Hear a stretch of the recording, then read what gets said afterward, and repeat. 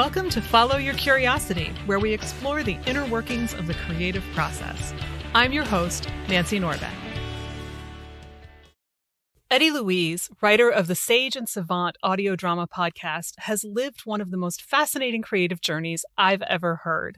She has followed her curiosity from the libraries of Wyoming to undergraduate studies in Edinburgh and back to California, and absolutely none of it has happened in the way anyone is told a life story is supposed to unfold. We talk about her first adventures with Shakespeare, the unexpected detour in high school, how she got to Edinburgh, and of course, the genesis of Sage and Savant. There's a lot here about daring to take chances and step out of the cave our society tends to want to tell us is the only safe place to be. Here's my conversation with Eddie Louise. Eddie Louise, welcome to the podcast. Thanks, Nancy. I'm really glad to be here. You and I talked about this for the first time at a steampunk event at COGS. We did. And I had Jersey. to look to see when it was. It was 3 years ago, which blew my mind. I'd have sworn it was 2, but then I realized we kind of lost the last year. Yeah. So 2 it all functional comes years. out in the wash, right? Yeah, 2 functional years and who knows what year. Yeah. So I talked to you guys when I was just thinking about starting this podcast. Yeah, and look what you've filled built. me in on all the cool stuff, which was great. So I'm curious to know, because I know you have an interesting story with lots of fabulous little twists and turns that I can remember parts of, but not all of. So I'm curious to know how you discovered that you had a creative streak. Was it when you were a kid? Were you a little bit older? What happened? I actually knew at a very, very young age that I viewed the world differently than other people did. So I remember listening to the trees singing to each other when I was maybe 3 or 4 years old. And when I tried to tell the adults that the trees were singing, I was, poo-pooed and told that that wasn't possible. Then I remember the older kids, when I was about 6, slamming together the salt and pepper shakers, and me getting quite visibly upset and crying because it was hurting them. And they said, "What do you mean it's hurting them?" And I says, "It makes all their insides jiggle and move, and it upsets them." And I got ridiculed for that a huge amount. But I had 2 things really going for me against a very large family that was full of older boys that were full of teasing and hair pulling. One was a mother who assigned me books like crazy. I do know now as an adult that was to get me out of her hair. And because I would go read silently, it was an easy way to shut me up. But also it was a gift. And when I was in 3rd grade, we lived a very long way out of town. We lived on a cattle ranch, 40 miles from the nearest town. And when I say town, it was a village of about 1,000 people. And we went to town once a month. And so I got to go to the library 1 time per month. And because of the fact that we could only come back once a month, I was only allowed 5 books. And 5 books was enough for a week, not a month. So I had a lot of trouble with that, even begging my brothers and sisters to check out books that I would like, because most of them only ever wanted 1 or 2 books for the time. And the summer of my 3rd grade year, I ran out of books, and it was still 3 weeks till library time. And my mother was at her wit's end. So she said, "Read Little Lord Fauntleroy." I've read it. Read all of the Nancy Drews. I've read them. Read all the Hardy. I've read them, Mom. And she finally got fed up, and she handed me the complete works of Shakespeare. And she said, "Here you go. Read it. You're not going to understand it, but read it." And I went, "I'll prove to you I can understand, because I'm a good reader." And I sat down to read it, and she was correct. I didn't understand it. And but I read every page. And I came back to the end and I went, "Okay, I read it. What next?" And she said, "Now you're going to read it again." And she said, "This time you'll start to notice that those words have a rhythm to them, like a song, and see if you can figure that out." So I sat down to read it for the rhythm and to figure out those iambic feet. And pretty soon I was reading in iambic feet, which is totally the wrong way to perform Shakespeare, by the way. If you perform strictly by the iambic feet, no one will ever understand what's happening. You have to break that in certain places to get the emotion through. But the thing is, it's so musical. And I read it through and I loved the music of it. And when I went back the third time, I did it voluntarily because now I was beginning to understand the stories. I was beginning to understand that this was a king fighting to keep his kingdom, or this was a king at the end of his life trying to decide, how to wrap up his time as monarch and whether one of his daughters would take it or their husbands and all of that political stuff. I understood that the fairies were capricious and full of humor and like to play tricks on the humans. So I went back to read it and really understand it. So I read Shakespeare, the complete works of Shakespeare, 3 times over a summer. And it was the most amazing, mind-blowing thing. I've never met a text that I can't understand now, if not in first reading. I'm dogged enough to go back. And so I read a lot of scholarly journals, a lot of really deep scientific journals for my podcast, the audio drama, The Tales of Sage and Savant. I read neuroscience and I read physics until it was coming out of my ears. And I read philosophy. And I can incorporate all those things now. So once I passed that point, I was about 8 years old when that happened. Once I passed that point, it was like the whole world opened up to me and libraries became treasure chests. I literally worship at the altar of libraries because the knowledge is in there.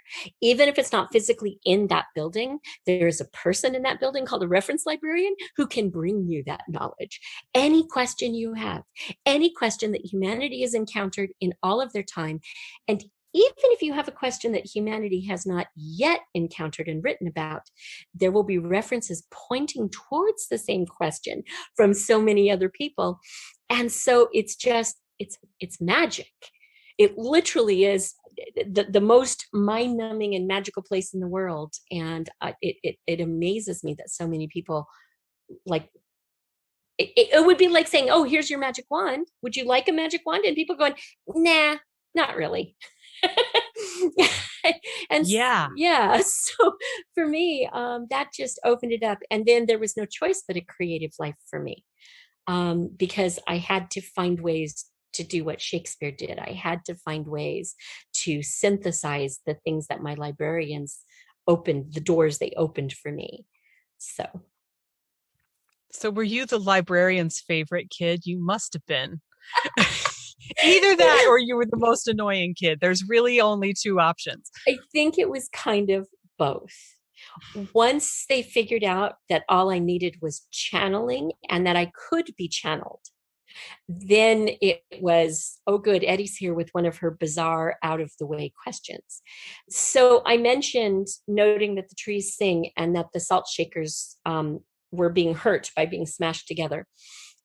We learned this century that trees do speak to each other, and that there is a subvocal range of communication that happens in plants and in trees that we can now pick up with our modern recording devices. And there's a wonderful recording of a man out there recording his houseplants responding to different musical tones. And so we know that. We learned that about tree communication towards the end of John Muir's life, as he was doing his whole redwood preservation and doing all that. And he was discovering that trees send messages during fires, and they infurl to limit the damage that can happen to a redwood.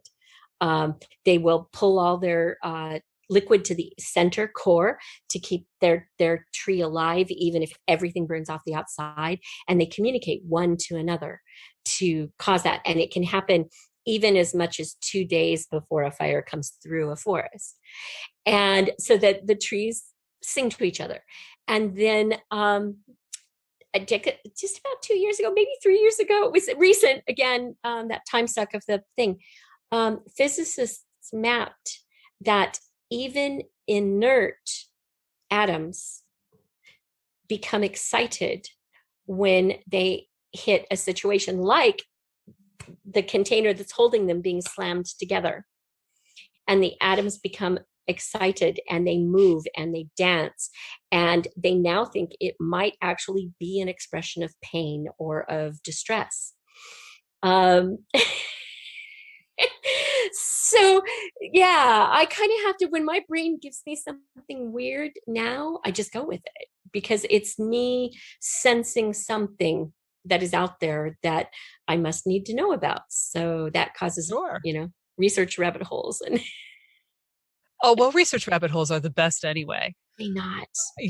I mean, sometimes they're the worst when you're really supposed to be doing something else and you're torn about it, but otherwise there's nothing quite like falling down the rabbit hole just because you were curious about something. One of my favorite TikToks is a librarian who does that. She falls down rabbit holes, and it began with her talking about the rabbit holes that she found herself in her own work as a librarian. But it's gotten to the point now where people listen to her and they'll listen to one video and go, okay, well, what about this? So she did a fall down the hole of sea sponges. And then that became a whole, the next one was all about how the Romans wiped their bottoms after going to the bathroom. And so wonderful. So that's Amber Morel, I think is her name. Anyway, on TikTok, if you took Amber plus rabbit holes, you'd find her. And on TikTok, it's wonderful. I'm going to have to go look for that. Just because now I'm curious what else she's looked at. But it's a lot. A lot of fun stuff. A lot.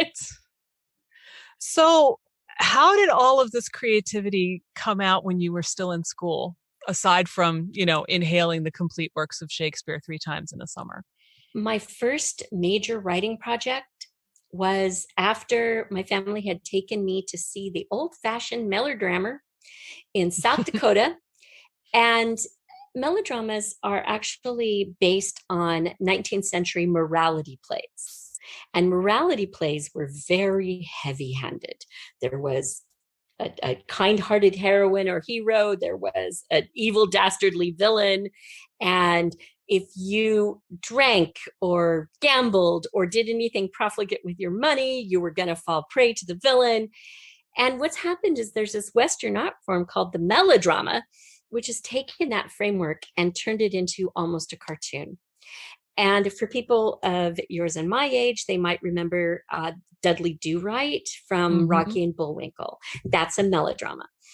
And they'd taken me to see the melodrama in South Dakota. And I fell in love with the villain who spoke in alliterations. And so I set about writing a melodrama where I could do everything with alliterations, where the villain did nothing except P letter alliterations.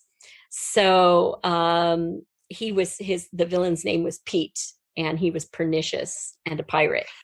Of course he was. And I wrote that full-length play, and even with breaks for the Olio Review, which is a song and dance, and I convinced my elementary school to perform it. And so we performed it, and to great acclaim. This was Wyoming. So that's, right up Wyoming people's. And that was my first taste of having something that I had written live outside of me. And that was addictive. So in high school, I wrote 2 or 3 more one-act plays. I won a one-act play competition at the state competition level. And at the same time, I got into the speech and debate club and found that I was really good at 2 things.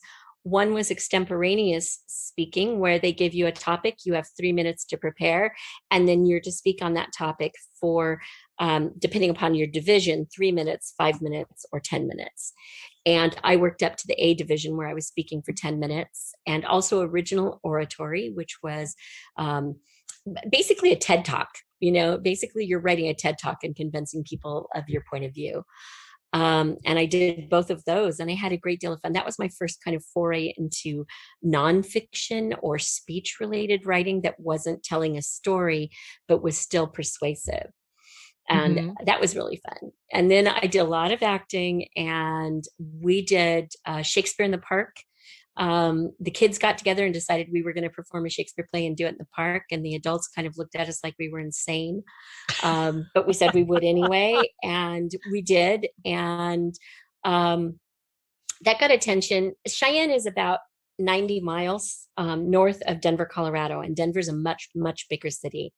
But it just happened one of the days that we were performing our version of Taming of the Shrew, that the Denver Post theater critic was driving through Cheyenne for whatever reason. He saw our posters, and on a whim, he bought his lunch and came to sit and watch our play. And he wrote us up in the Denver Post and gave us an amazing review. He called me Broadway bound, which was, Wow. So, and that was, so, I've kind of had that drive for curiosity from all three sides. I reading and constantly, inhaling books. Right now I'm on a kick where I've given myself a year where I'm reading books only by authors of color or authors from countries other than my own. Because I need to broaden my expanses a little. So I'm very much into absorbing creativity from others, writing for people that are going to present it outwards and do that, and then performing other people's words out myself is like, so it's kind of, if I can find a way to shoehorn it in, I'll do it. Mm-hmm. Yeah. So then I know that your life took an interesting turn in high school and after high school. And the director of Taming of the Shrew was a very, very intriguing and handsome redhead named Chip. And Chip stepped into my life. Well, no, he came. You know how when superheroes land in a movie, there's that big ka-thunk, that noise. Yeah. That's kind of how Chip landed in my life. And everything changed from that point. I really had been, I was going to audition for Tisch School in NYC. And I had everything planned. I was going to be a Broadway baby. That was my entire focus. And then Chip came into my life and we got pregnant. And so the unfortunate thing about that is that this was, 1980, and Wyoming was not very evolved towards teenage mothers. And there was a lot of condemnation from greater society, a lot of, shutting down, and a lot of opportunities. The doors just slammed one after another. But I'm nothing if not optimistic. And, Chip was in from the very beginning. It's like the day I kind of felt I was pregnant, and I said, "Hey, I need to talk to you." And he went, "You're pregnant." And I went, "Yeah, I think so." And he went, "Okay, what are we going to name our baby?" And that was it. There was no angst. Yeah. There was we knew we were together. And so that was my saving grace. And it was kind of the two of us against the world for quite a while. He joined the Army because there's no way we could afford college with, being teens and pregnant. And so he joined the Army, and that took us to California. And in California, in one of those threads of the life, we lived in an apartment 2 blocks away from California's First Theater, where they performed melodramas. Specifically, their shtick was performing the actual late Victorian age morality plays. So they had the original scripts and original music, and they performed them and oftentimes in original clothing from the era, because the theater had been performing in that building since like 1860 something. And the whole attic was filled with the costumes that had been used from even that point. So wow. The chances are, if I was playing a Southern Belle in a thing, there was an actual Southern Belle's dress that they put me in. And that was really cool. And we got our kids involved too. Both of my children turned out to be very articulate and wonderful performers. And so we were doing shows in Monterey, California, um, it began with just, 4 or 5 shows a year. That's manageable. But by the time the kids were 8 and 10, we had a summer, a 3-month period where there were 16 shows between the four of us. And only 2 of those had all 4 of us in them. All the rest, it was just divided out. Woo! And we were running ourselves ragged. And it was like, we started doing theater for family togetherness, and this isn't working. So then we went to do Renaissance fairs. And we performed at Renaissance fairs and grew our own group that was the court of Mary, Queen of Scots. And this is where my husband's interest in history kind of infected me. And we went crazy researching Scottish history and really knowing. And so at Renaissance fairs, we were playing actual people of the era and actual circumstances that had happened, and had a great time with that. And our kids spent their preteen and teenage years basically running around Renaissance fair. But my son once commented to me that it was the worst because he could never do anything wrong because everyone knew his mom and dad. So if he ever did anything like a normal teenager, it would get back to us, Poor deprived child. And then finally, while doing that, we had a fair where there was a politics thing and they said, no Mary Queen of Scots, but they'd already booked us. They'd already paid us for being there. And we're like, suddenly, well, what do we do? All we know how to do is be Mary Queen of Scots in her court. And I remembered a book of Scottish stories that I had read when I was like 10 years old. And it was traditional Scottish folk tales and fairy tales. And I said, I think I can remember like a dozen or so of them. And Chip's like, okay, we'll tell stories. So I sat down and wrote super fast scripts for a dozen Scottish folk tales and stories. And we told them. And we were a sensation. Our crowd was always 20 times the size of the royalty that was there. And everyone just kept coming back. Like we had, they had hay bales set up for us and the hay bales never emptied. And it was standing room only for everything. And we went, hey, this is something. So we ended up following that. And it led us eventually away from Renaissance fairs into Scottish games. And there is something like 476 Scottish games in North America, in Canada and the US every single year. And of course, they're only on weekends. So that tells you that, there are multiple on multiple weekends. And all of them have an entertainment budget. And all of them were interested to have us come and do our stories at Scottish games. Well, then we're at the Scottish games and we're hanging out with all these amazing Celtic instrumentalists and singers, and we start adding songs to our bit. So it kind of grew and morphed over the 10 years that we did this. And by the end, we were basically a vaudeville troupe. We would do 2 or 3 songs and then stop and tell a story, and then do 2 or 3 songs and stop and tell a joke. And, and we created 2 albums. And the brilliant thing was that at one of these events where we were performing, it was on the Queen Mary here in Los Angeles, which is the old luxury liner that has been docked in Long Beach as a hotel. And they have a Scottish Games. And we were performing at the Scottish Games. Well, at the time, they also had a British consulate officer that was assigned, which was part of the original agreement.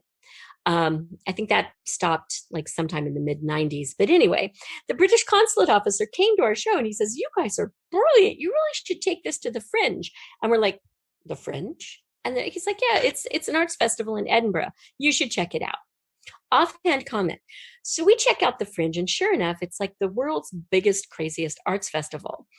And the Fringe is exactly my kind of art because there was a festival, the Edinburgh Festival. It still happens, but the festival began, and the festival is on invitation only, and it's all the highbrow stuff. It's opera and symphony and ballet, and it's beautiful and it's intensive and it's wonderful and it's amazing, but no local Scottish artists were invited to perform in it. And they were a little bit put out by that. And so they formed the Fringe, which was the festival around the festival, and it was a chance to show off local things. Since then, it has grown to this insanity.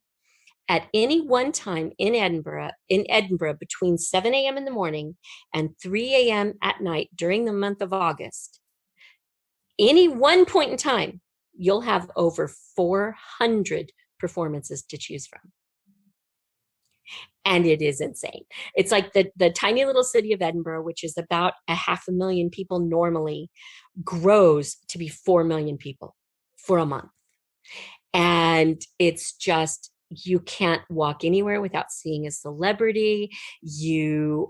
Every potential kind of art that you would ever want to see, from dramatic new Broadway bound plays or musicals to a one-woman show in an elevator that literally lasts the length of time for the elevator to go up to the top of the building and come back down.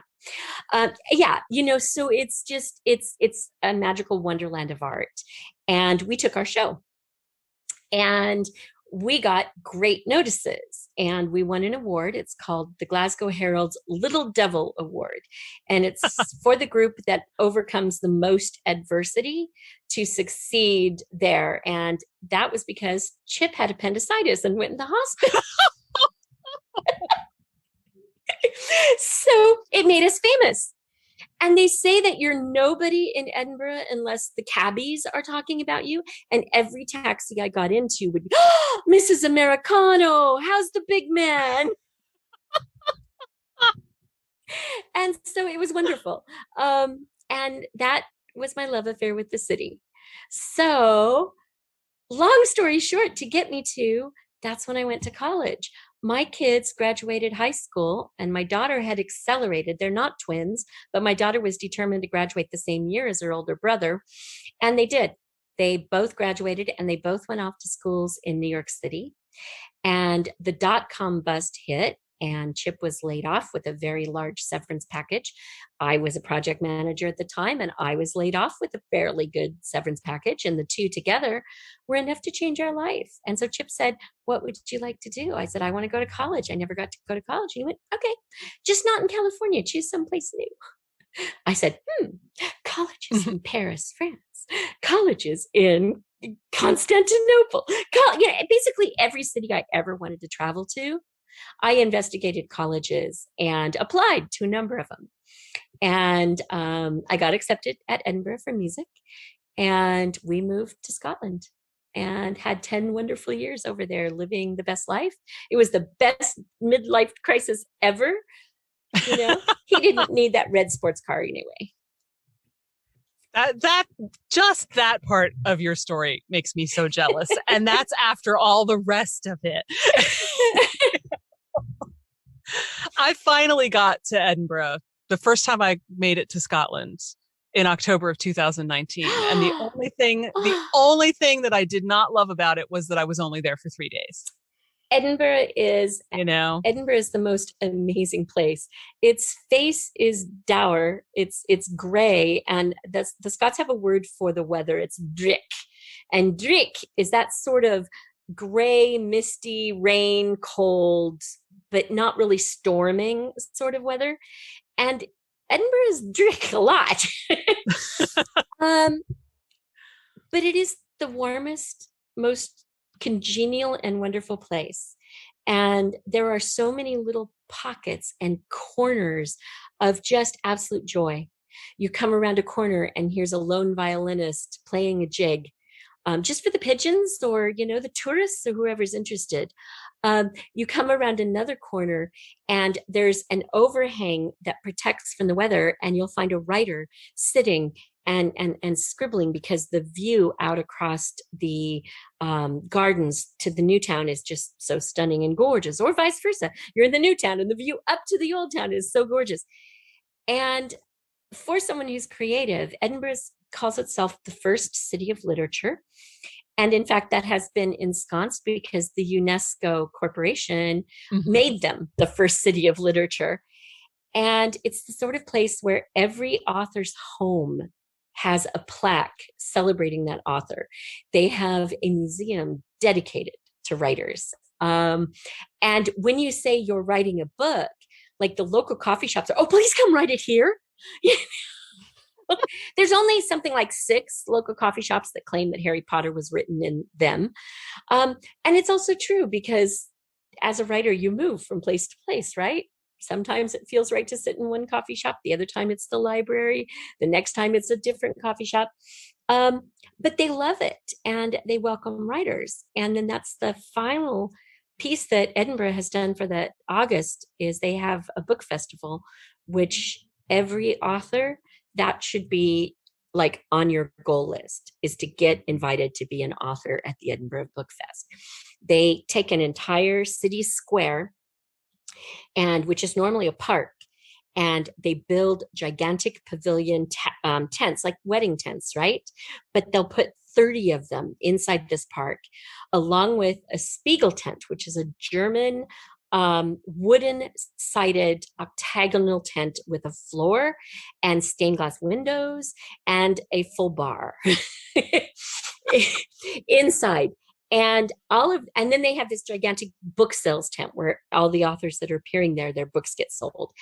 And once you walk through that main gateway, you're in a wonderland that is 100% dedicated to writing and to books and to the audience being able to meet their heroes and to authors being able to hang out. And you can go to the bar. I sat in that bar and I had a whiskey with Neil Gaiman and Ian McEwan, just because I walked in and they were there and I said, do you mind if I join you? And they went, no, come on, sit down. Of course they did. And it's that type of place. And so all of that inspiration while I was studying music really, really seeped in. And I decided I was finally going to try and write a book of my own. So I wrote my first novel in Scotland, and it's going to probably stay there and never see the light of day, as most first novels should. But that experience of being in the place where every single person you met that thought you were writing a novel, instead of oftentimes here in the United States, you get, oh, well, let me tell you my idea. Right. There it's, you're writing? What are you writing about? I'm so curious and I'm so excited. And when does it come out? And so, that was a great place to start a writing career. Sure. And even the train station is named after... It's Waverley. So it's named after the Waverley novels.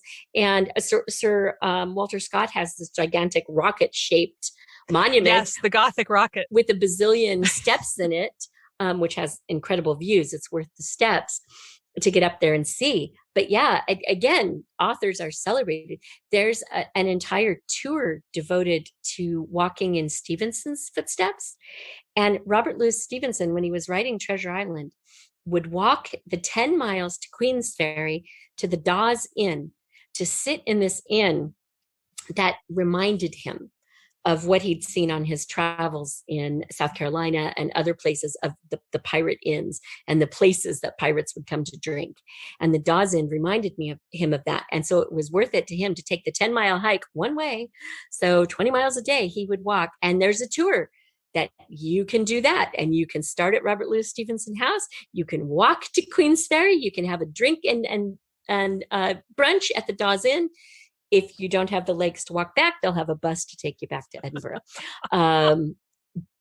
But, and so you really have that feeling like you're close to the muse, whatever it is that causes us writers to want to create a story that hasn't existed before. And Edinburgh is a great place to get that bug. And it definitely bit me and bit me hard. And I'm intrigued that, you went over there for a music degree, and music is the thing that you seem to have done the least before you went.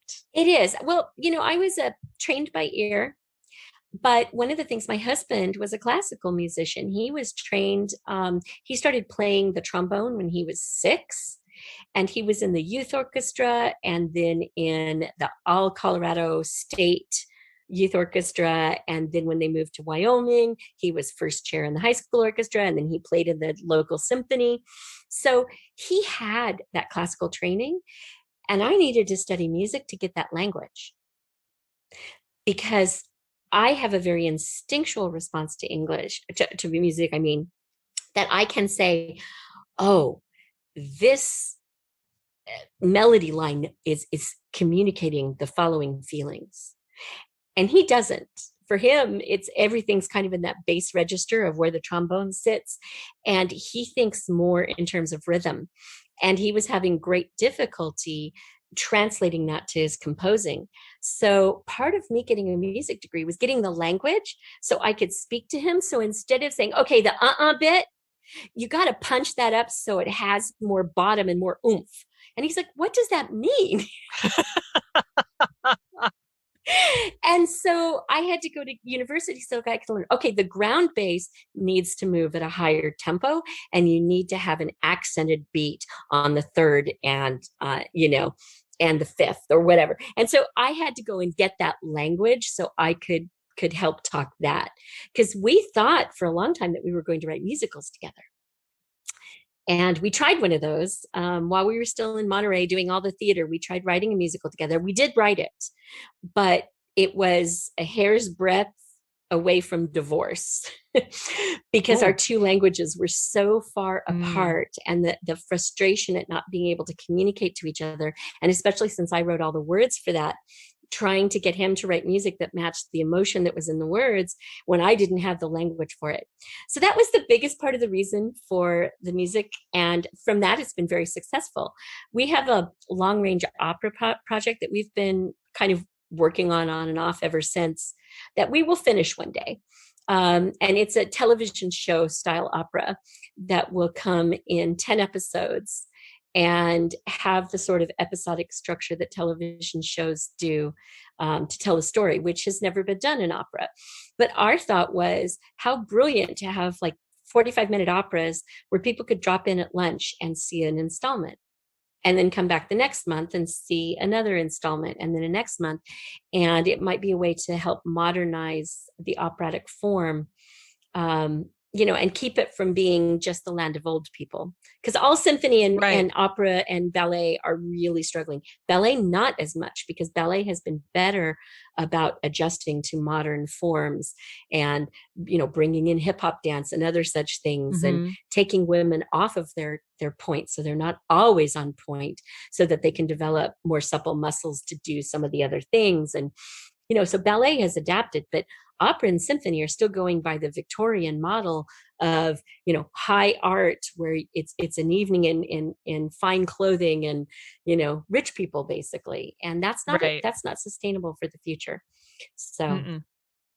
And it makes it so much harder for kids to actually develop an interest. Well, of course, because there's that barrier. Well, and then you're also, especially with the opera, you're asking today's modern kids to accept a level of misogyny, which is 100 years out of date. Yes. And why would they spend their very, very few entertainment dollars going to see something that's going to make them angry? That's a really good point. So it's going to have to update, and symphony needs to update too. For God's sake, I adore Beethoven, but it is time to stop playing Beethoven. There are a bazillion recordings of Beethoven. It could be a once in a year spectacular where, okay, we're doing Beethoven here. But the fact that there are so many amazing modern composers that can't even get played. They can't get a job. All they can do is teach and hope. And we're killing our modern composers because of our adoration for the past. So anyway, that's a whole other soapbox. Probably be a whole other podcast. Yeah. I have a few of those. Yeah. So then how did you end up deciding that you wanted to write a podcast, speaking of those? Oh, I didn't decide. That was a okay, screw you movement. I got an agent on the basis of my third manuscript. And that agent told me that they loved the book, but they didn't think they could sell it because it was weird. But what they thought was, if you can write something that's a little more genre specific, a little more mainstream, then we can get you out there, and this would be a kick-ass second book. So I tried to write something more mainstream, and my agent thought it was more mainstream, but the publishers said, it's a little too far out there. It's not like, where would we shelve it? And this is a big problem within our current publishing model, because we write from our hearts and from our souls and from whatever inspires us, and then it gets packaged and it has to fit on a particular shelf. Mm-hmm. And we're beginning to break down some of those boundaries over the last, say, 30 years. There's beginning to be some break. So you can have elves in space, for example. But it's just barely beginning to break through. And there still is a lot of the mechanism of publishing itself, which is all about, we need to know, is this a cracker? Is it a cookie? Or is it a jar of pasta sauce? Because it's going to go on a shelf of one of those things. And if you did a sweet and salty cracker cookie, they're going to go, we can't shelve it. You know, we don't know where to put it. And so after 6 of that exact same, love her writing, love her voice, this book is incredible, it can't be her first book, I was despairing, because I'm like, I'm never going to be able to write anything that's normal. Obviously, I'm not normal. And I was going to give up writing books, and which was a painful thought, but not wholly painful, because I've changed, you know, I've done a lot of different kinds of art over my life. And so I wasn't going to quit being creative. It was just that maybe books aren't the thing for me. And my husband said, no, I really, really do believe. And he's read everything I've ever written. And he's like, I really do believe that this is the right career for you. I believe that you are a writer in your soul, but maybe you just need to try a different kind of writing. Choose something else. And at the time, I had just gotten into listening to Welcome to Night Vale. And that was crack, because it opened the door to all of these other really great audio dramas out there. And I went, I can write an audio drama. So I sat down and I cracked out the first script. And you had asked me where my creativity comes from. And in actuality, it's just my psycho brain. Dreams a lot. And I know that that's super cliched, and everyone's like, oh, this idea came to me in a dream. But I had a dream, and I often dream in third person. I dream as a character. And in this dream, I was a Victorian woman. I had the big Edwardian pompadour height, bun, fluffed up, late Victorian, early Edwardian clothing, heavy skirts and constricting stays, and then this heavy canvas apron over the top of it. And my sleeves were held up with the kind of garters that bartenders would use to keep their sleeves out of things. And I am firing up an electricity dynamo, like the early ones that they had, that they began to use when they very first used electricity in operating rooms. And I was firing it up and applying the wands. And at that time, they didn't have the paddles that our EEG machines have now. They had like wands, which were long rods, and the electricity traveled through a spiral wire around the rod into the tip of the rod. And then that's how they would use it to cauterize wounds and such things. So somewhat like a soldering iron, if you know what a soldering iron looks like, but they're just big. And I was taking those rods and I was applying them directly to my chest, and it electrocuted me. And I would feel the pain of the electricity entering my body, and I would lose consciousness. And that's when I would wake up. And I would be gasping, sitting up in bed, gasping for air. And this was about a month after Chip had said, write something else, and I began to consider a podcast. And after a week of me electrocuting myself every single night in my sleep, waking up, gasping, waking him up, and then telling him I had the scientist electrocution dream again, he finally said, will you just write that to figure out why a scientist would voluntarily electrocute themselves? And that was the genesis of Sage and Savant. So I wrote that first script, and I recruited friends out of my writing group. Justin, our narrator, just has such a beautiful voice. And I went, would you like to be a narrator in a podcast? And it was the first time he'd ever done anything like that either. And we produced the first script, and we got, it wasn't huge, but we had 300 listens. And it was like, oh, now they're going to expect another one. funny how that works.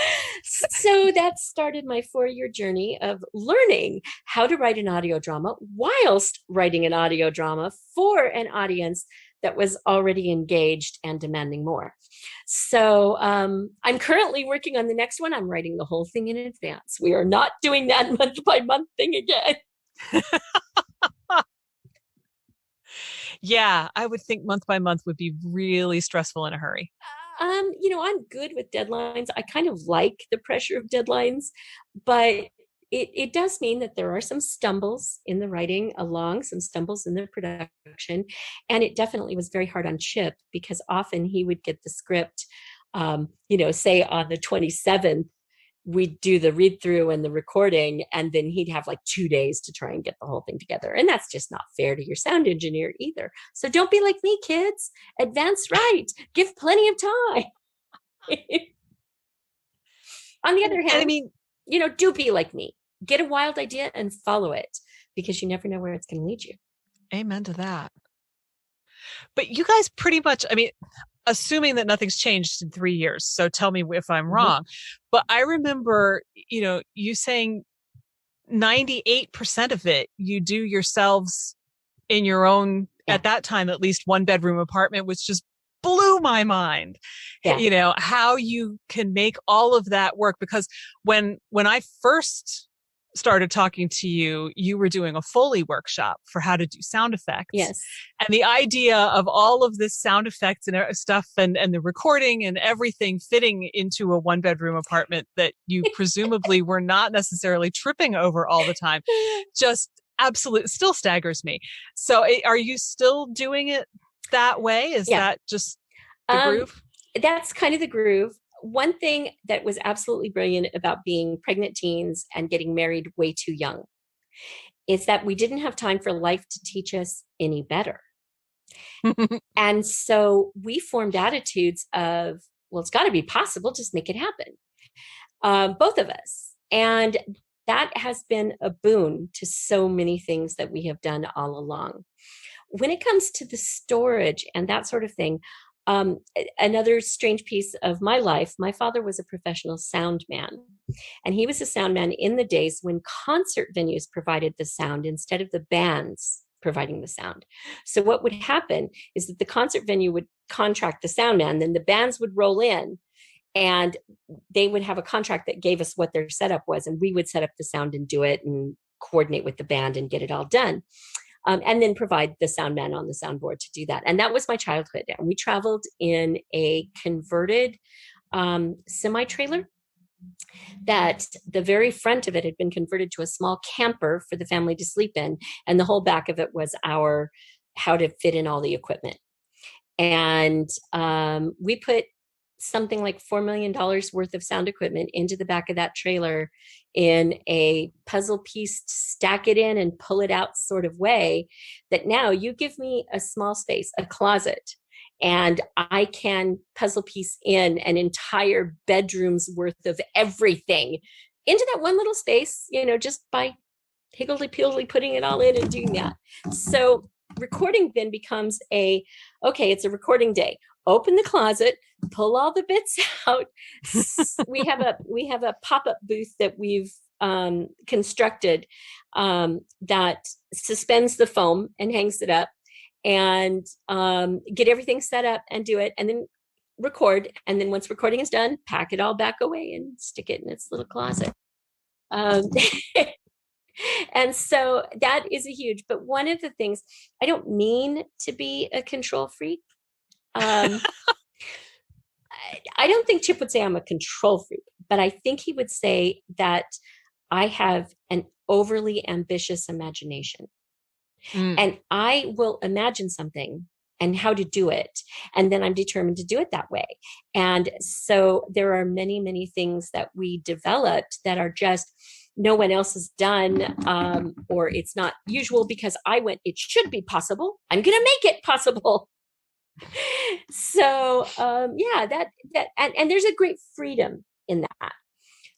For the next thing, I'm wanting to try my first writer's room, where I want to be the executive producer or the story runner but allow other writers to write and see how doing it from that point.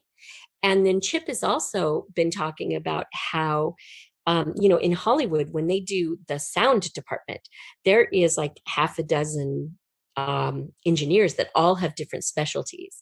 And he's talking about seeing if we can't put together something the same for a podcast production, an independent podcast production, where we have different remote engineers that are adding different pieces to what's happening. So we'll see if we can pull it off. I'm pitching to get funding as we speak. Wow. I mean, if anybody can pull it off, it's so obviously you guys, which is what's so great about, I mean, seriously, I mean, just like revisiting all of these things in the last hour, it's mind-blowing how much you've done. And I think what you said a little while ago is so spot on, that if you don't know any better and just decide it's got to be possible, we just have to figure out how, you're so much more likely to come up with all sorts of things that most people would sit there and say, you can't do that. Or even, why would you do that? Or, you can never make that work. It's going to cost you too much money. It's going to be ridiculous and it'll never work. And I think that so often we don't notice how often we shut ourselves down that way. We do. Whereas if we don't shut ourselves down and we say, okay, I don't know how to do this. I don't know if it's possible, but I'm going to assume that, I can figure out how it's possible and put, some thought and some creativity and ask around and see if I can figure out the pieces. You might manage just to pull off the impossible that, everybody else would have just never gotten past the first sentence. There's an old saying that poverty is the mother of invention. And one of the things that I think is truly remarkable about the independent podcasting space is how many fantastic inventions people are coming up with to deal with the fact that they're trying to do this all on their own and they're poor. And I think there's a great flourishing that can come out of that. And it's something that gets lost in the bigger picture. If you're thinking, oh, well, I can't do this because I don't have money. Money is a great way to do things. I'm down with money. I have a friend who is an art designer in Hollywood who is often on like huge budget things. Currently, he's in New Zealand with the new Lord of the Rings TV show, for example. And that one has crazy amounts of money thrown at it. And so his art direction is really easy. But one of the ones that he had the most fun with was one of the films that he had the smallest budget, and that was the Team America World Police, the puppet one. And he remembers most fondly spending like 3 days in a row with very little sleep and a whole lot of caffeine and some really crazy tunes with his entire crew building Paris out of toothpicks and matchsticks. Wow. And and that, the end run, the entire city of Paris shows up in that movie that was done. It was basically done on a schoolroom budget for, hey, kids, build a mission, or, but for him, that's one of the things where he feels like it was his creative vision in its truest form. And I think that's something, the lesson of that for me has always been that money is not creative vision. And implementation is not always made better by money. Sometimes ingenuity creates better implementation. And so knowing that that's the case, then trusting that it's okay to have as I said, a wild hair that I follow. Yeah. By the way, did anyone else ever think that statement, having a wild hair, meant the hair on your heads?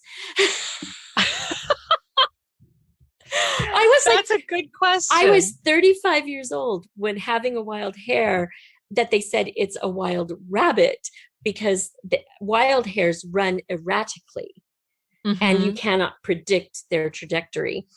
A domesticated hair will run in a straight line, but a wild hair doesn't. And that's why and I had always thought it was the hair on your head. And I was always attributing it to my hair, which I have an excessive abundance of.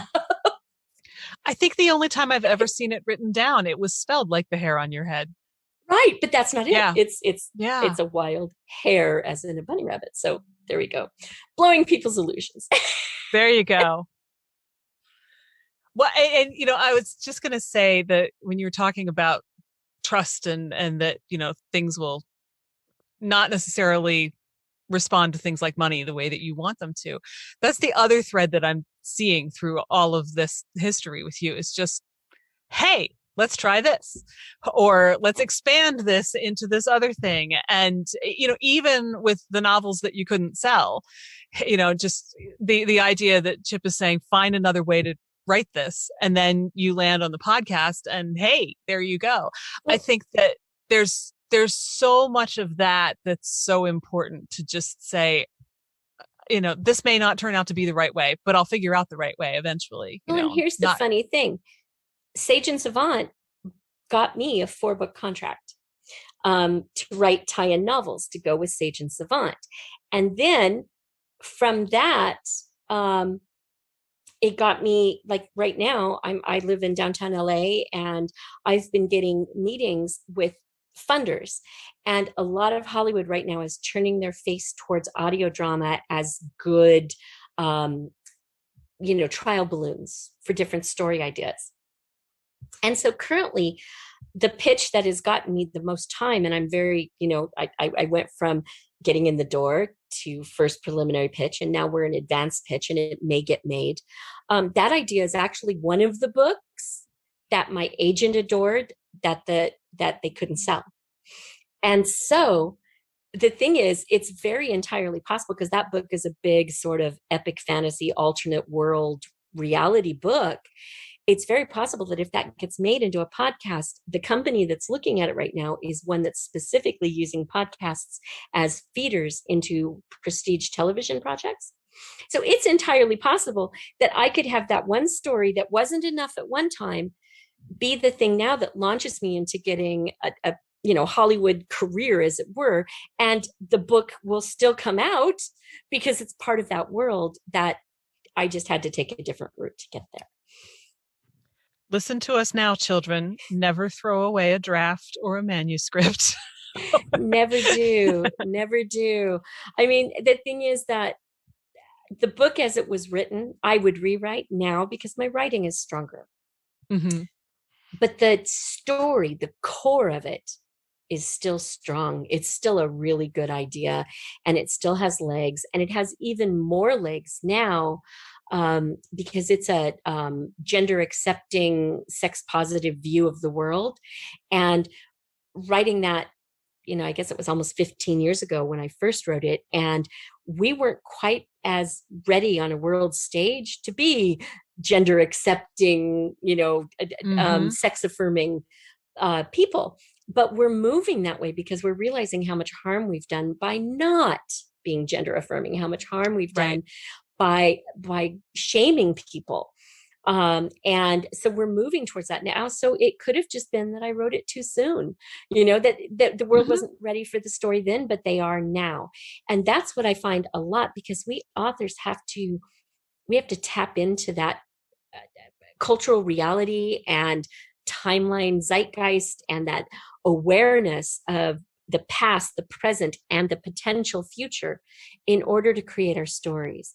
And it's entirely possible that we're just tapping in on a wavelength that is advanced of where culture is. But culture catches up, We wouldn't imagine the things we imagine if it wasn't for the fact that culture is moving that way. So yeah. So your manuscript may just need another decade before everybody's ready for it. It may just need, it may need a podcast to open up the idea and get people thinking. And, who knows where it goes from there. Yeah.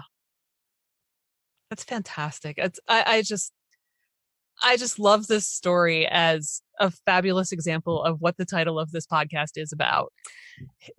Follow your curiosity, see where it leads you, because it's probably going to send you in the right direction. Well, the thing is, I actually believe that curiosity and those sort of instincts we have for exploration are a part of human DNA. It's intrinsic. And I have a metaphor that I use, which is that if you imagine humanity still back in the caves, in that cave, there's going to be a certain percentage of people who are restless and must leave the cave. And they go out, and some of them die because it's dangerous outside of the cave. Some of them explore and find things like better ways, better place to live, or better things to happen. Then there's going to be a percentage which are never going to leave the cave. The cave is comfort, and the cave is where they belong. And the vast majority of us are somewhere in the middle. And when the time comes, we're going to decide between those two pulling factors. Time to leave the cave with the people who've already gone out and found an oasis and a meadow where we can live peacefully with plentiful food and nobody's cold and damp like it is in the cave. And there's always going to be some people who are too afraid to leave the cave, and some of us are going to decide to stay there. And that is an evolutionary advantage, because you can't get all of us at once. That's right? That's basically, from a predatory natural standpoint, that is a good evolutionary advantage. The problem is, too often in the modern world, in civilized world, we let the stay in the cave people be the voice.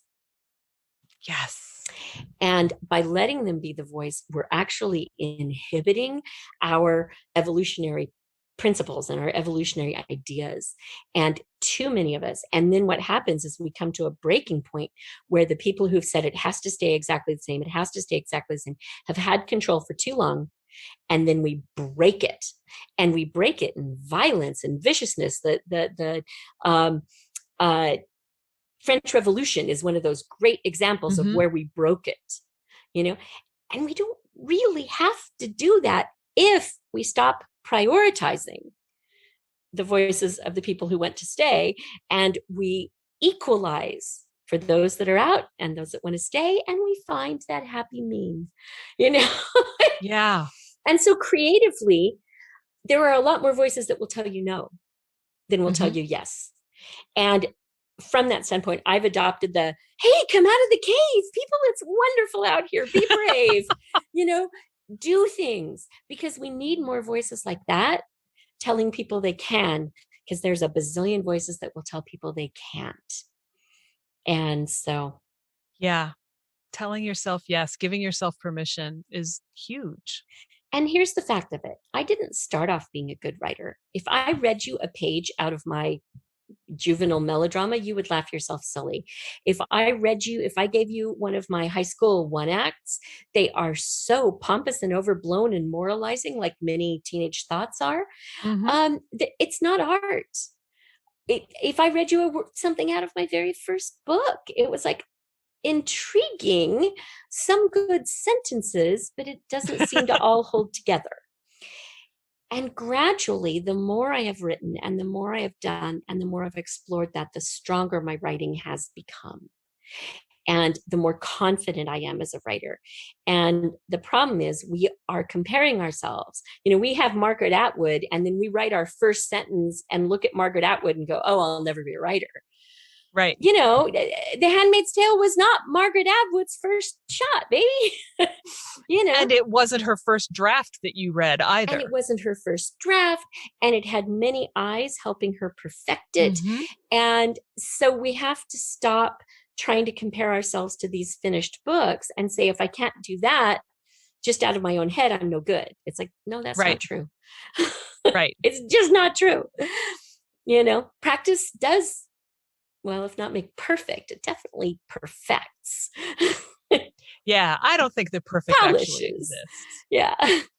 But yeah, you can't not learn as you go. Exactly. Even the second day that you write something is not going to be the same as the first day. Well, and gradually over time, I have become more confident of completing things in a time frame that I can expect. And over time, I've become better at estimating like chapter length. Just even when I'm within it, I think I'm about coming to where I should end the chapter. Maybe I better check my word count to be sure. Yeah, I really need to kind of find a place to end the scene. So even if I'm free writing, if I'm not writing from an outline, I still have some instincts that I've developed. But again, that's instincts that I've developed over practicing. Right. And, right. So, and I'm a big one for practice. Practice is a brilliant thing to do, Yeah. And I've, from time to time, I have gone on Quora. I haven't recently, but for a couple of years, I do a spurt here every now and then. And I was literally getting questions like, how many words should my chapters be? Mm-hmm. And I would just kind of sit there and blink at the screen going, you're serious, aren't you? And it was hard to find a way to say as many words as they need to be, no more, no less, without it sounding really flippant and sarcastic. But that's the only honest answer. And every book has different chapter lengths. And even within a book, different scenes are going to require that you make a chapter longer. And sometimes short and sharp is a great way to deliver, a proper shock to the audience when you want to. So, the chapter is going to be what the chapter is going to be. Where you develop a sense for it is you begin to understand how chapters need to ebb and flow, and you'll begin to feel that. And again, even if you're free writing, you'll feel that ebb. The flow's been going great, and you feel that ebb on the horizon. You want to end it before you ebb, so that they have a reason to pick up the book the next day. Right. And so you begin to feel those places. Yeah. And that's what it's about. It's not about how many words should it be and what font should I use. And because I've had that one too. And all of those little details, eventually, if those are the questions you're asking yourself, I start to wonder if you're just trying to find excuses not to actually put words on the page. That can be. Yeah. And I think that, we're very good at discouraging ourselves. And we've been listening to those dark voices from the back of the cave that say, don't venture out for so long. And it feels very exposing to just jump in. I have a thing, I'm sure you've heard the argument between plotting and pantsing, and I'm a plotzer. And the reason I call myself a plotzer is because I like a basic framework for my story. And so I will create one, and I call these my tent poles, which is I'll sit and I'll say, I'm going to tell a story about a boy and his dog. Okay, so I have to decide some things right away. And based on the long tradition of stories about boys and his dogs, one of the first things I have to decide is the dog going to die? Because, and I'll decide that. And even if I say no, the dog's not going to die, I have to ask myself, but is the threat of the dog dying a good climax point? And oftentimes it can be, because we like stories where we worry for the protagonists and where it comes to are they going to survive? And then we love it when they do survive. And that's entirely valid for dogs as well. So, okay, I like that. I'm going to use that. So that's my climax pole. That's my tallest pole. Now, everything else that happens, the boy and the dog go swimming and the dog experiences water for the first time. That's a good pole. That would make an interesting scene. Okay, you have that. The boy and the dog run away from home and they're lost and they're scared. That's a good pole. You can hang a scene on that. So I'll think of half a dozen poles. And then based on the climax and based on the starting point, which is boy gets a dog, that's the very first pole, I'll arrange all the other poles in a pleasing order. That's it. That's my plot. And then I'll sit and I'll just write to my heart's content. And all I'm doing is writing from one pole to the next. And it doesn't matter. All sorts of adventures can happen in between. All sorts of things can switch up and do it as long as I get to that pole. And when I know that basic outline trajectory, then I'm really free to write a very vibrant and strong and powerful story. And it keeps me from, if I write the whole outline, if I write every scene by scene of what's going to happen, My brain will tell me you've written that book. Right. And then I'm bored and I don't want to continue to write. Right. And which is funny because rewriting doesn't cause that for me. But first, rewriting is like putting the pieces of the puzzle together. Yeah. It's figuring out what fit the first time and what didn't and how you have to change it and make it all work. Yeah. Yeah. Yeah. But for some reason on first draft, if I extensively outline, I'm done. I've written the whole story. Right. If I know how it ends, if I can't know write it. And often that's my climax. My climax will be a will or won't question. So will the dog and the boy both survive or won't they? I don't know. I'm going to write and see what happens. Mm-hmm. So, I have a book about a witch that the climax point is she's arrested and the witch finders have her and they're going to burn her. And I don't know whether they succeed in burning her and it becomes a tragedy, or whether she's going to figure out something at the last moment that saves her from this government apparatus, which is so strong and has burned thousands of women before her. I don't know, because I haven't gotten to that point yet. Right. And that tension keeps me writing as well. So if anyone wants to hit me up on Twitter, I'm at Eddie Louise on Twitter. I actually have a couple of handout sheets with diagrams and things of how I do my tentpole plotting. So I'm happy to share those because that's been really successful for me and a number of people that I've introduced it to. Cool. So, yeah. Well, I know we could sit here for another 2 hours. We absolutely could. And not get bored and not run out of things to say. But I feel like this is a good place to stop. So I think it might be. I think that we should. I could go on. But yeah, it's definitely best not to. Yeah. There comes a point, I have a friend in Scotland who used to always say to me, a quite elderly man, and he would say, I'm a font of useless information. And that's pretty much what I feel like sometimes. Like I have so much stuff packed in my head and I can just spew it on command. But yeah, it's best to stop while we're ahead. And if I could say one last thing to your listeners, it's that don't be afraid. Follow that wild hair. Do that thing that you just kind of feel led to, but it doesn't seem smart. It's okay. Worst that's going to happen is that you'll be back exactly where you are right now, where you won't have that thing. And so it's always worth it to try and make something new, whether it works or not. Yeah. Yeah. The same thing with, asking someone for something. Whether it's an interview or, if they want to go out for coffee, whatever it is, if they say no, what have you lost that you already had? Nothing. Exactly. Yeah. Exactly. Oh, Nancy, thank you so much. That's this week's episode. Thanks again to Eddie Louise for joining me and to you for listening. If you enjoyed this episode, please do share it with a friend. You can find show notes, the 6 creative beliefs that are screwing you up, and more at fycuriosity.com. I'd also love for you to join the conversation on Instagram. You'll find me at fycuriosity. Follow Your Curiosity is produced by me, Nancy Norbeck, with music by Joseph McDade. If you like Follow Your Curiosity, please subscribe, rate, and review on Apple Podcasts or wherever you get your podcasts. And don't forget to tell your friends. It really helps me reach new listeners. See you next time.